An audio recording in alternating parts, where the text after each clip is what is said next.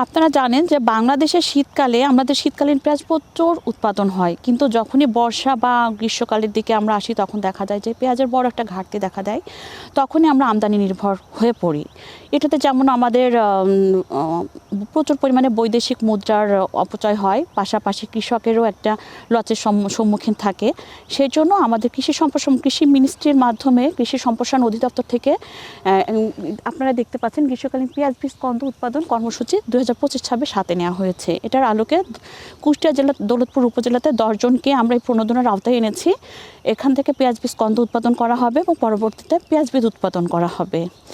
এতে দেখা যাবে সারা বাংলাদেশে যদি এই প্রযুক্তিটা বা এই প্রণোদনার এই কর্মসূচিটা অবশ্যই সফল হয়, তাহলে আমাদের যেমন পেঁয়াজের ঘাটতি পূরণ হবে, পাশাপাশি আমাদের বৈদেশিক মুদ্রার যে ঘাটতি বা অপচয় সেটা রোধ হবে, পাশাপাশি কৃষকের মুনাফা অর্জনে সহযোগিতা করতে পারবো আমরা। এবং একসময় যখন দেখা যায় যে পেঁয়াজের ঘাটতি থাকে, তখন প্রচুর পরিমাণে বাজারে পেঁয়াজের দাম বেড়ে যায় এবং দেখা যাবে যে যদি আমরা এই পেঁয়াজটা উৎপাদন করতে পারি তাহলে বাজারটা অবশ্যই আমরা নিয়ন্ত্রণ করতে পারবো। এই প্রণোদনার আওতায় আমরা কৃষককে 1 কেজি করে বীজ দিচ্ছি, ইউরিয়া, ডিএপি, এমওপি এবং জিপসাম সার 25 কেজি করে দিচ্ছি, পাশাপাশি জিঙ্ক দিচ্ছি 1 কেজি, বোরন সার দিচ্ছি 1 কেজি, ভার্মি কম্পোস্ট আছে 200 কেজি এবং তাদের হচ্ছে বালাইনাশক বাবদ 7 কেজি বালাইনাশক আছে। এগুলো দিয়ে আমরা মূলত তাদেরকে সহযোগিতা করার চেষ্টা করছি।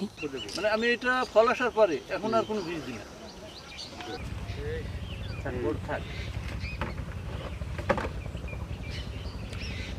ঠিক আছে স্যার, রাখি দেন। ওকে, থ্যাংক ইউ।